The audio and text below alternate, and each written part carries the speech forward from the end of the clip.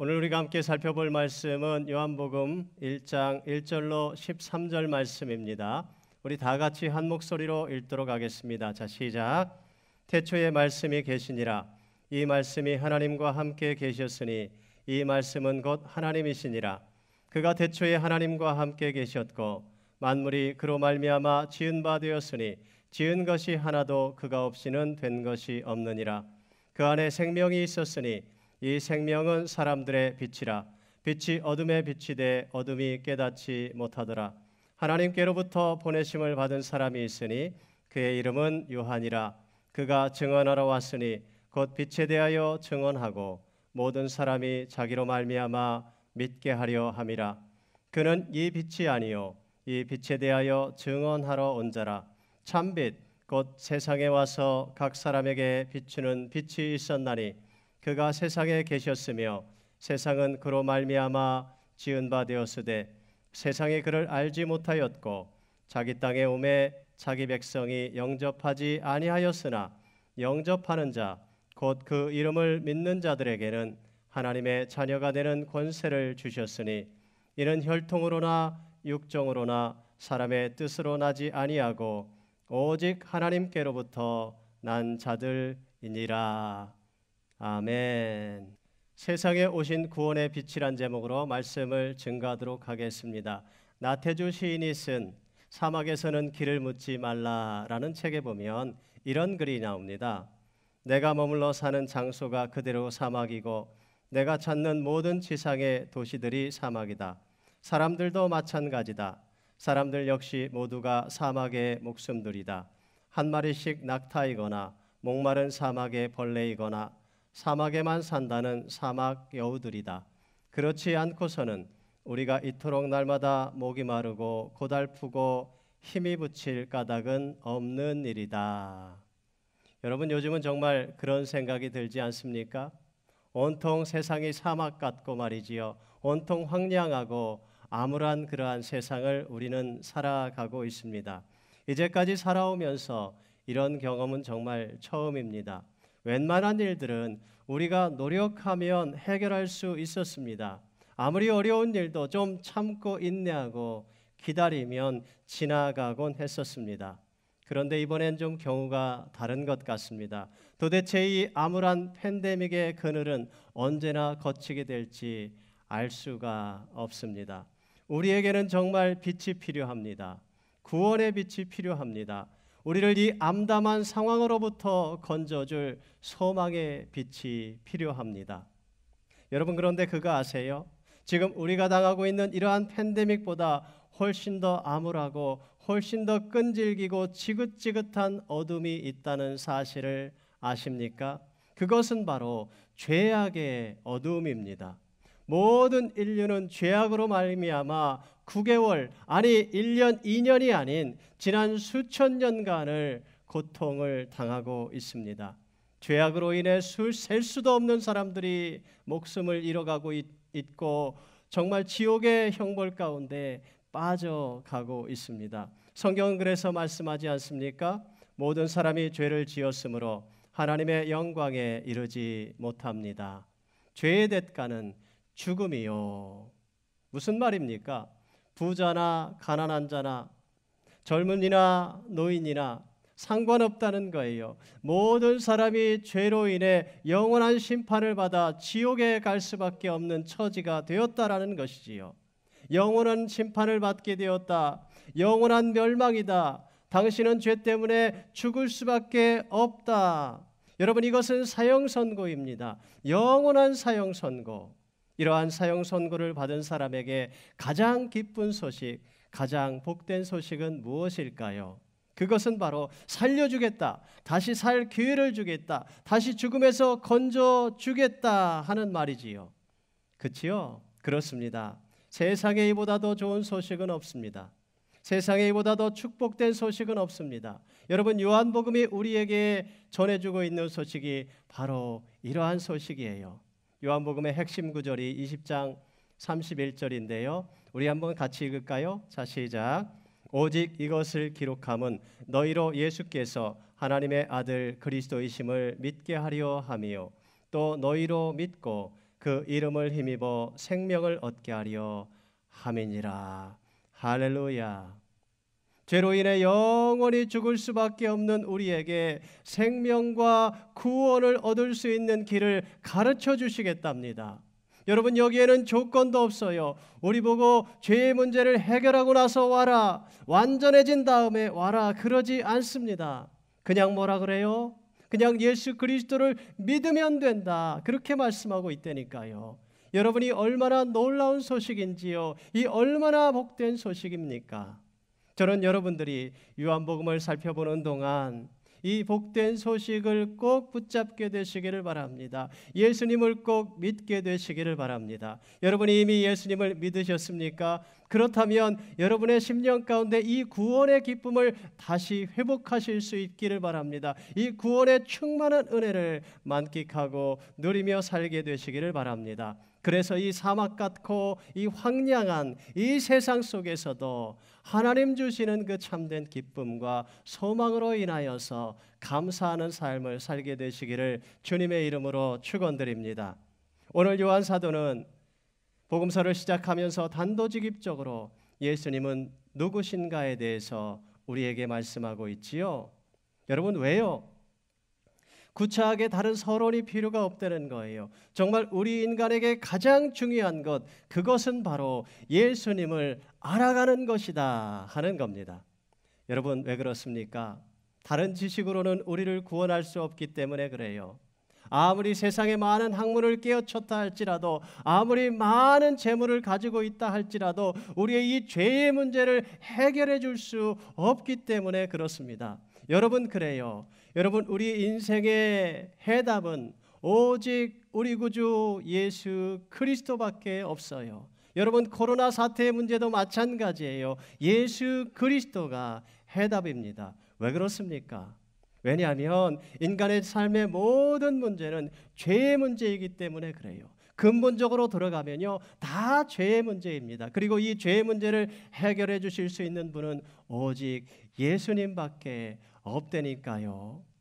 그렇다면 사람들이 질문할 거예요. 아니, 도대체 예수가 누구길래 팬데믹의 문제의 해답이 예수라 그럽니까? 우리의 삶의 모든 문제의 근본적인 그 해답이 예수라고 말하는 것입니까? 오늘 요한 사도는 이렇게 말하고 있지요. 우리 한번 같이 읽을까요? 자, 시작. 예수님은 말씀이 육신이 되신 하나님이십니다.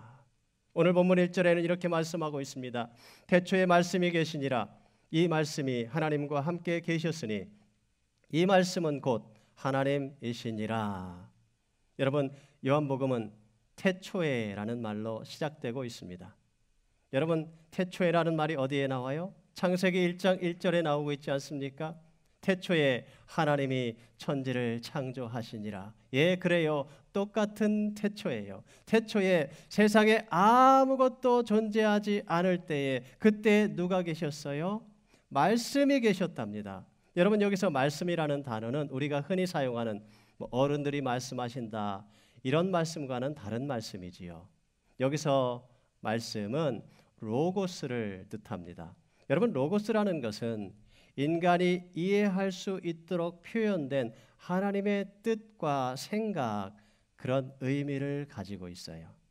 이 말씀이 태초부터 하나님과 함께 계셨다 그럽니다. 그리고 이 말씀은 곧 하나님이시다 그럽니다. 여러분, 14절에 보시면 이 말씀이 무엇인지를 우리에게 정확하게 알려주고 있지요. 우리 한번 같이 읽습니다. 시작. 말씀이 육신이 되어 우리 가운데 거하심에 우리가 그 영광을 보니 아버지의 독생자의 영광이요 은혜와 진리가 충만하더라. 말씀이 뭐가 되었어요? 육신이 되었습니다. 그런데 그 육신은 아버지의 독생자라 이야기하고 있습니다. 이 독생자가 누구예요? 바로 예수 그리스도이시잖아요. 그렇지요. 여러분, 창세기 1장에 보시면 하나님께서 인간을 창조하실 때 이런 표현이 나와요. 우리가 우리의 형상을 따라서 우리의 모양대로 사람을 만들자. 여러분, 여기 보시면 하나님께서 당신을 지칭하실 때 내가라고 하지 않으시고 우리가라고 그렇게 말씀하셨습니다. 1인칭 복수 대명사를 사용하고 있습니다. 왜 그래요? 바로 성부, 성자, 성령 삼위일체 하나님이기 때문에 그래요. 네, 맞습니다. 예수님은 세상 모든 만물을 창조하실 때 함께 계셨고요. 예수님은 인간을 창조하실 때도 함께 계셨습니다. 그래서 오늘 3절 말씀 가운데 보면 이런 말씀이 나오지요. 만물이 그로 말미암아 지은 바 되었으니 지은 것이 하나도 그가 없이는 된 것이 없느니라. 여러분, 그래요. 예수님은 하나님이십니다. 예수님은 창조주이십니다. 예수님은 그리스도이십니다. 예수님은 구원자이십니다. 자, 아까 사람들이 질문했지요. 도대체 예수가 누구길래 우리의 인생의 궁극적인 문제의 해답이고 해결해 주실 수 있는 분이시냐? 자, 여러분, 이제는 대답하실 수 있지요. 예수가 누구라고요? 우리 한번 따라하십시다. 예수님은 하나님이시다. 다시 한번, 예수님은 창조주이시다. 네, 그래서 예수님은 우리를 구원해 주실 수 있는 분이세요. 그래서 예수님은 우리에게 생명을 주실 수 있는 분이십니다. 여러분, 그게 4절이에요. 그 안에 생명이 있었으니 이 생명은 사람들의 빛이라. 여러분, 예수님 안에 생명이 있답니다. 아멘. 여러분, 그런데 여기서 말하는 생명은 뭘까요? 그것은 영원한 생명을 말하는 것이지요. 바로 영생을 말하는 거예요. 여러분, 다른 곳에서 영생을 찾지 마세요. 다른 곳에는 영생이 없어요. 오직 예수님 안에만 영생이 있습니다. 다른 이로서는 구원을 받을 수 없나니 천하 사람 중에 구원을 받을 만한 다른 이름을 우리에게 주신 일이 없다고 성경은 분명히 말씀하고 있잖아요. 내 도를 닫고 명상을 하고 그러면 마음이 좀 편해질 수는 있을지 몰라요. 그러나 우리의 죄의 문제를 해결해 줄 수는 없어요. 여러분, 공자 맹자 읽으면 여러분 거기에 좋은 말들 많이 나옵니다. 예, 우리에게 위안도 주기도 합니다. 그런데 그것이 궁극적으로 우리의 죄의 문제를 해결해 줄 수도 없고 우리에게 영생을 줄 수도 없다니까요. 다른 거 다 마찬가지예요. 오직 예수님만이 유일한 구원의 길이 되십니다. 그래서 우리 믿음의 선배들은 복음을 전할 때 그렇게 전했지 않습니까? 예수 천당 불신지요. 요즘에 그렇게 복음 전하는 사람은 많지 않아요. 요즘엔 아마 그렇게 복음 전하면 무식하다 그럴 수도 있습니다. 여러분, 그런데요, 그건 무식한 게 아니에요. 여러분, 그게 사실이에요. 여러분, 그게 복음입니다. 예수님 믿으면 천당 가는 거고 예수님을 안 믿으면 지옥에 가는 거예요. 여러분, 복음은 단순합니다. 복음은 그렇게 복잡하지 않아요.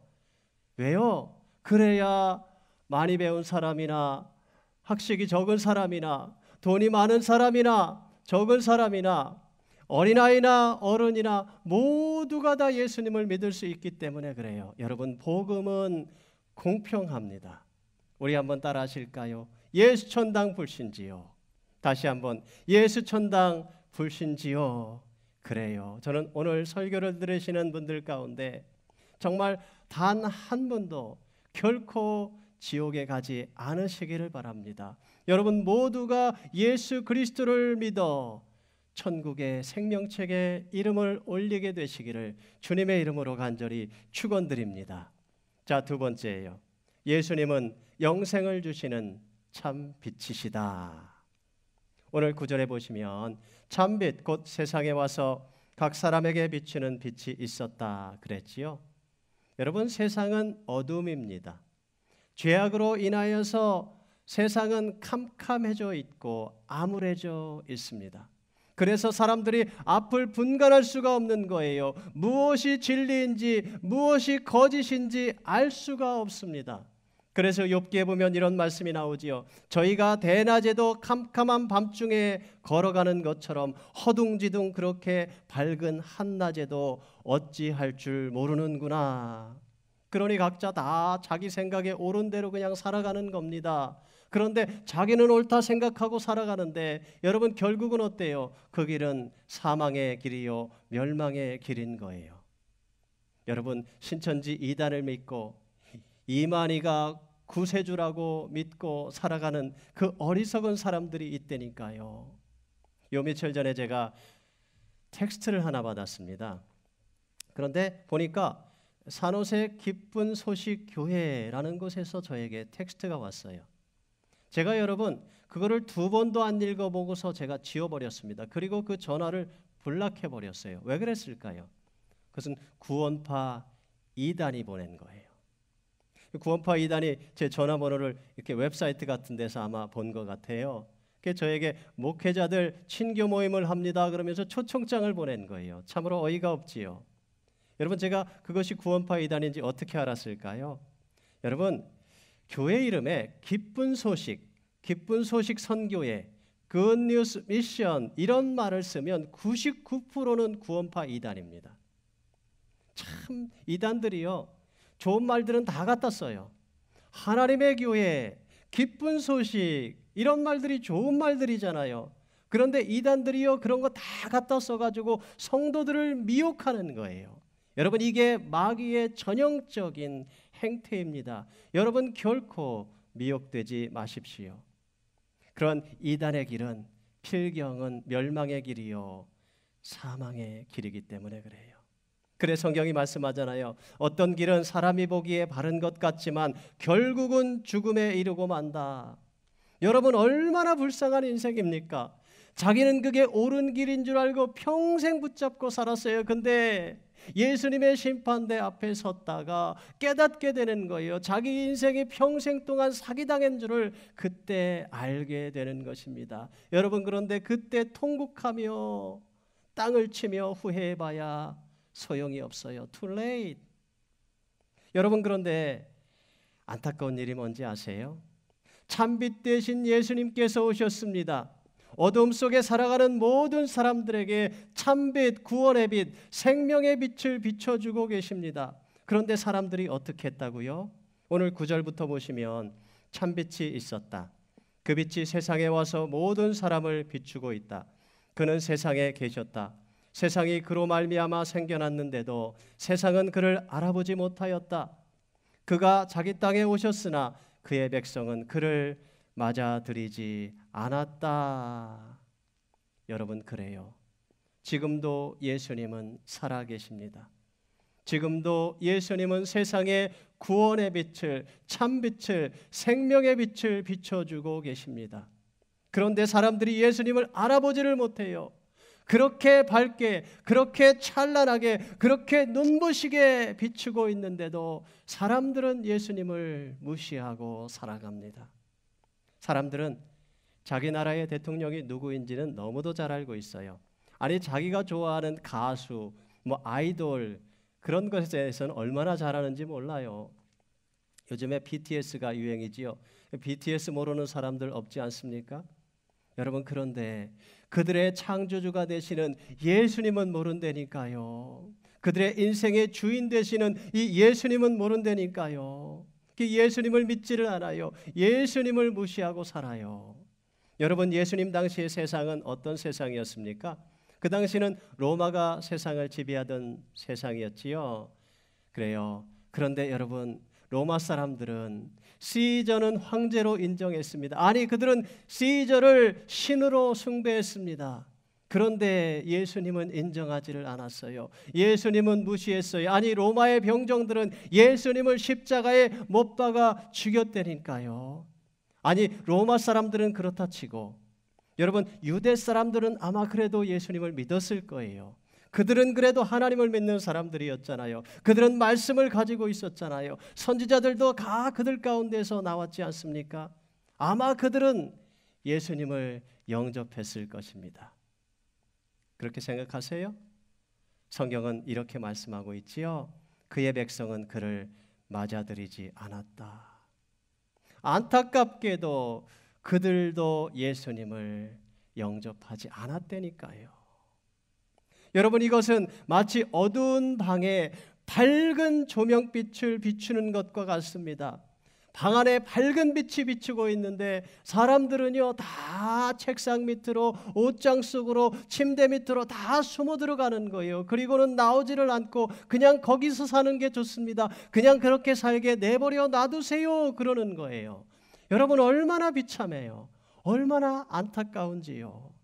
여러분, 빛으로 나오면 참 자유가 있는 거예요. 빛으로 나오면 그 자유를 만끽하고 누리며 살아갈 수 있는데 그것을 거부하는 거라니까요. 예전에 그런 신문 기사를 읽은 적이 있습니다. 제2차 세계대전이 끝난 후에 38년 동안을 저 괌의 깊은 산속 동굴에 숨어 살았던 일본군의 이야기입니다. 그의 이름은 요코이 쇼이치입니다. 그는 20살에 입대를 해서 2차 대전에 참전을 하게 되었습니다. 그래서 이제 괌에 파송을 받았는데 그 괌에서 이제 그 복무를 하다가 미군이 괌에 진격해 오자 산속으로 도망쳤습니다. 그러던 어느 날 그는 우연히 한 전단지를 발견하게 되었습니다. 그 전단지에는 일본이 전쟁에서 패했고 항복을 하는 자는 살려주고 자유를 주겠다 하는 내용의 전단지였습니다. 그런데 그는 그 전단지의 내용을 믿을 수가 없었어요. 그는 더 깊은 산속으로 들어갔습니다. 그리고 굴 속에 들어가서 굴에서 살았어요. 낮에는 나오지도 않고 두더지처럼 말이죠, 숨어 있다가 밤에만 나와서 나무 열매를 따먹고 쥐를 잡아먹고 개구리 같은 것을 잡아먹으면서 목숨을 연명해 살았습니다. 불을 피우면 사람들이 자기를 발견할까 싶어서 불도 피우지 못하고 모든 음식을 다 날로 먹었다 그럽니다. 여러분, 38년 동안을 비참하게 살았습니다. 짐승처럼 살았습니다. 그러다가 2명의 사냥꾼이 사냥을 갔다가 그 사람을 발견했어요. 그래서 신고를 해서 구조대가 와서 그를 그 캄캄한 동굴 속에서 구조해낼 수 있었다고 합니다. 여러분, 세상에 이렇게 불쌍하고 딱한 사람이 다 있습니까? 그가 발견한 전단지의 내용은 여러분 복음이었습니다. 살려주겠다 그랬잖아요. 자유를 주겠다 그랬지 않습니까? 사실 그런 전단지의 내용을 보고 항복하고 자유를 얻은 사람들이 많이 있었습니다. 그런데 쇼이치는 믿지 않았어요. 여러분, 근데 그거 아세요? 오늘날도 쇼이치 같은 사람들이 얼마나 많은지 몰라요. 오늘 성경은 분명히 말씀하고 있잖아요. 우리 한번 같이 읽을까요? 자, 시작. 영접하는 자 곧 그 이름을 믿는 자들에게는 하나님의 자녀가 되는 권세를 주셨으니. 그 다음도 같이 읽을까요? 시작. 진리를 알지니 진리가 너희를 자유케 하리라. 여러분, 예수님을 믿기만 하면 하나님의 자녀가 된대요. 예수님을 믿기만 하면 구원받는데요, 참 자유를 얻게 된다고 말씀하고 있습니다. 참빛 대신 예수님을 믿기만 하면 그의 인생에 광명이 비치는 거예요. 새로운 기쁨의 세상, 새로운 축복의 세상이 열리는 거예요. 새로운 천국과 영생의 삶을 누리며 살아갈 수 있는 것입니다. 그런데도 사람들은 예수님을 잘 믿으려 하지를 않습니다. 더 깊은 어둠 속으로 숨어 들어가는 거예요. 그리고 비참하게 짐승처럼 살아가고 있는 것입니다. 사랑하는 성도 여러분, 어떻게 해야만 할까요? 우리가 알려줘야지요. 그 쇼이치를 발견한 2명의 사냥꾼처럼 우리는 그들을 찾아야 됩니다. 그리고 구조대처럼 우리는 그들을 그 어둠으로부터 구원해 내야만 하는 것이에요. 그래서 그들에게 참빛 되신 예수 그리스도를 알려주어야 하는 거예요. 그래서 그들도 참된 자유와 참된 기쁨을, 참된 소망을 가지고 살아가게 해야 합니다. 그런 저와 여러분이 되실 수 있기를 바랍니다. 자, 이제까지 저는 예수님은 말씀이 육신이 되신 하나님이시다, 예수님은 영생을 주시는 참빛이 되십니다 말씀드렸어요. 그런데 오늘 말씀 가운데 보니까 예수님을 소개하는 이 말씀 속에서 예수님이 아닌 한 사람이 또 등장하고 있습니다. 그의 이름은 바로 침례 요한입니다. 아니, 예수님을 소개하다가 왜 갑자기 침례 요한이 나오는 겁니까? 왜냐하면 요한은 참 빛에 대해 증거하는 사람이다 그랬습니다. 오늘 본문 6절과 7절에 보시면 이렇게 써 있어요. 하나님께로부터 보내심을 받은 사람이 있으니 그의 이름은 요한이라. 그가 증언하러 왔으니 곧 빛에 대하여 증언하고 모든 사람이 자기로 말미암아 믿게 하려 함이라. 무슨 말입니까? 하나님께서 예수님을 보내시기 전에 앞서서 침례 요한을 보냈다는 거예요. 왜 그렇게 하신 거예요? 침례 요한은 빛에 대해서 증언하러 왔다 그랬습니다. 참빛 되시는 예수님이 오십니다. 예수님을 영접해 모셔드리십시오. 그랬다는 거예요. 여러분, 옛날 시골에 전기가 들어오지를 않았었는데요. 제가 저희 외가댁 외할머니 댁에 가면 제가 어렸을 때 호롱불을 밝혀놓고 사셨습니다. 그런데 어느 날 마을에 높은 전주가 서기 시작하더니 한전에서 직원들이 나와서 집집마다 다니면서 사람들에게 이야기를 해줬습니다. 이제 전기가 들어옵니다. 이제 호롱불을 켜고 살지 않으셔도 됩니다. 이제 스위치만 올리면 그러면 방안이 대낮처럼 환해집니다. 라고 그렇게 설명을 해주었습니다. 여러분, 침례 요한의 역할이 바로 그런 거예요. 침례 요한은 자신의 사명을 이렇게 말했지요. 나는 선지자 이사야의 말과 같이 주의 길을 곧게 하라고 광야에서 외치는 자의 소리로라. 자기는 외치는 자의 소리다 그랬습니다. 여러분, 옛날 사극 같은 데 보면 이제 왕이 가마를 타고 행차를 하면 그 앞에 사람들이 달려가면서 뭐라고 그래요? 길을 열어주잖아요. 그렇죠? 그러면서 소리치지요. 왕이 행차하신다. 물러거라. 그러면 사람들이 어떻게 해요? 다 물러나서 말이지요. 엎드려서 왕이 지나갈 때까지 기다리지 않습니까? 여러분, 그런 식인 겁니다. 왕 중에 왕이신 예수님이 오신다 선포하는 거예요. 그리고 그걸 알려주러 온 사람이 바로 이 침례 요한인 거예요. 여러분, 그런데 왕의 행차와 여러분 이 침례 요한이 전하는 메시지의 차이점이 뭔지 아십니까? 왕의 행차를 알리는 사람은 물러거라, 물러나거라, 물러나 엎드려라 그랬습니다. 어떤 사람이 물러나지 않고 여러분 그냥 그 자리에 서 있다든지 아니면 왕이 타고 있는 그 가마에 접근해 간다면 여러분 무슨 일이 일어날까요? 아마도 호위병들의 칼에 그는 죽임을 당하고 말 것입니다. 그래서 여러분 백성들은 물러나가지고 벌벌벌벌 떨고 있었던 거예요.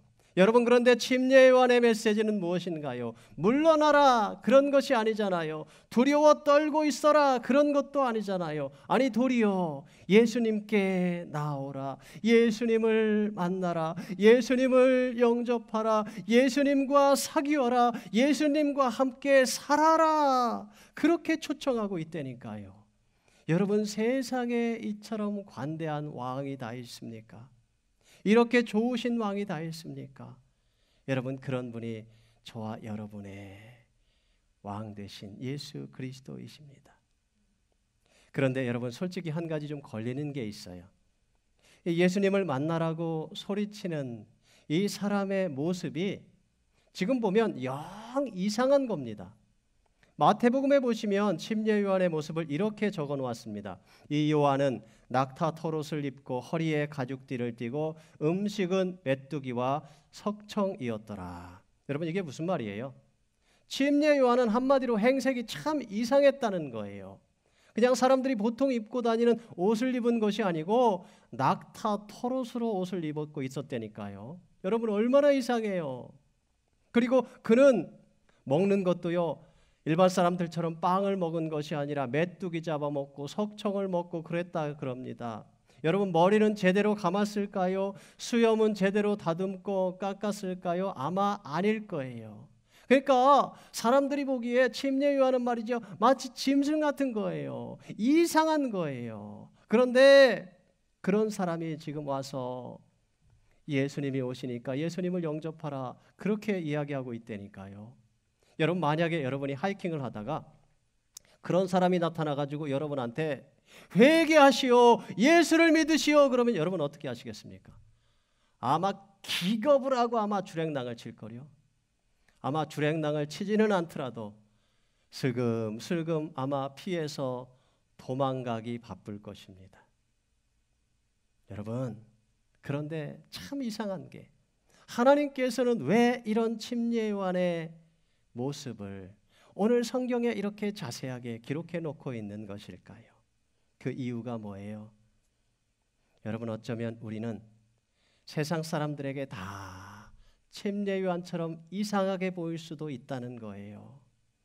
어쩌면 우리는 다 세상 사람들이 보기에는 자기들과 다른 사람, 다른 세상의 사람들로 그렇게 볼 수가 있다는 거예요. 여러분, 조선 땅에 처음 찾아와서 복음을 전한 선교사들을 조선 사람들은 서양 귀신이라고, 양귀자라고 부르지 않았습니까? 언더우드 선교사의 기도문에 보면 이런 말이 나옵니다. 지금은 우리가 황무지 위에 맨손으로 서 있는 것 같사오나 지금은 우리가 서양 귀신 양귀자라고 손가락질 받고 있사오나 저희들이 우리 영혼과 하나인 것을 깨닫고 하늘나라의 한 백성 한 자녀임을 알고 눈물로 기뻐할 날이 있음을 믿나이다. 여러분, 사실 가만 보면 모든 선교사들은 이런 모습이 아닙니까? 문화가 다르고, 그치요? 음식이 다르고, 그리고 입는 옷도 다른 사람들이 말이죠. 얼굴 색깔도 다른 사람들이 다른 문화권에 가서 복음을 전하잖아요. 그 나라 사람들이 볼 때 이 선교사님들은 다 침례 요한처럼 다 이상한 겁니다. 여러분, 오늘 불신자들이 우리를 바라볼 때 아마 그렇게 볼 수도 있어요.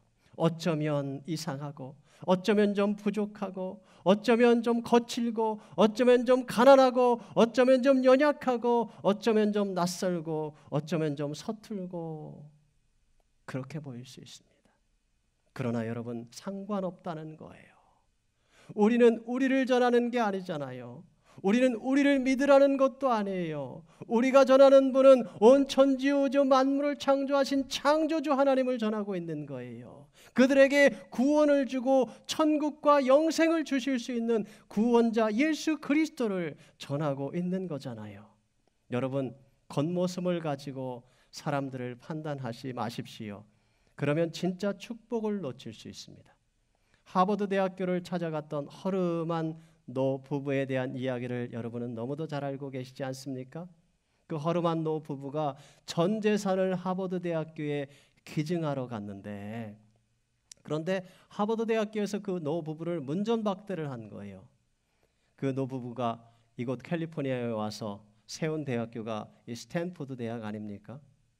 여러분, 아무리 겉모습이 허름해도 여러분, 그들의 메시지를 주의 깊게 들으시기 바랍니다. 아무리 허물하고 허름한 이상한 침례 요한도 여러분 순종했더니 하나님께 귀하게 쓰임받는 사람이 되었습니다. 여러분, 오늘 우리도 마찬가지예요. 우리가 자격이 없는 것 같고 아무리 허물도 많고 허름한 것 같아도 오늘 우리가 주님 앞에 순종하기만 하면 주님은 우리를 들어서 귀하게 써주신다니까요. 그러나 여러분, 아무리 비단 옷을 입고 세상 모든 지식을 깨우쳤고 왕궁에 거하는 삶을 산다 할지라도 순종하지 않으면 아무런 소용이 없습니다. 사랑하는 성도 여러분, 저는 여러분 모두가 오늘 그 모습 그대로 주님께 순종하고 주님께 헌신하실 수 있기를 바랍니다. 여러분, 그 모습 그대로 참빛 되신 예수 그리스도를 여러분의 마음의 구세주와 주님으로 모셔드릴 수 있기를 바랍니다. 여러분, 그 모습 그대로 우리의 생명의 구세주가 되시는 예수 그리스도를 다른 사람들에게 알려주고 전해주실 수 있기를 바랍니다.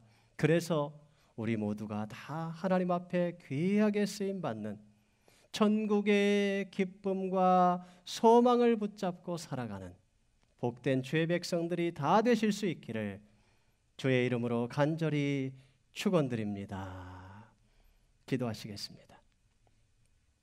살아계신 하나님 아버지, 오늘 우리가 요한복음 말씀을 통하여서 예수님에 대해서 다시 한번 생각해보는 시간을 가졌습니다.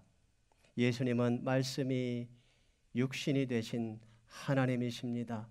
예수님은 창조주이십니다. 예수님은 영생을 주시는 참빛이 되십니다. 하나님, 오늘 예수님을 우리 마음에 모셔드립니다. 예수님의 그 구원의 기쁨을 우리 남은 평생 동안 만끽하고 누리며 살아가게 해 주시옵소서. 오늘도 예수님을 알지 못하는 영혼들이 너무도 많아요. 침례 요한처럼 우리는 어쩌면 부족하고 어쩌면 좀 연약하고 어쩌면 자격이 없는 것 같으나 그러나 그럼에도 불구하고 예수님을 모르는 사람들에게 찾아가 복음을 전해줄 수 있게 해 주시옵소서. 이 생명의 복음, 이 참된 천국의 복음을 전하는 주의 백성들이 다 되게 하여 주시옵소서. 하나님, 오늘도 주님께서 하나님 이렇게 예배 자리에 참석한 모든 주의 백성들 주님 앞에 귀하게 쓰임 받는 주의 백성들이 다 될 수 있도록 축복하여 주시옵소서. 예수님의 이름으로 간절히 기도하옵나이다. 아멘.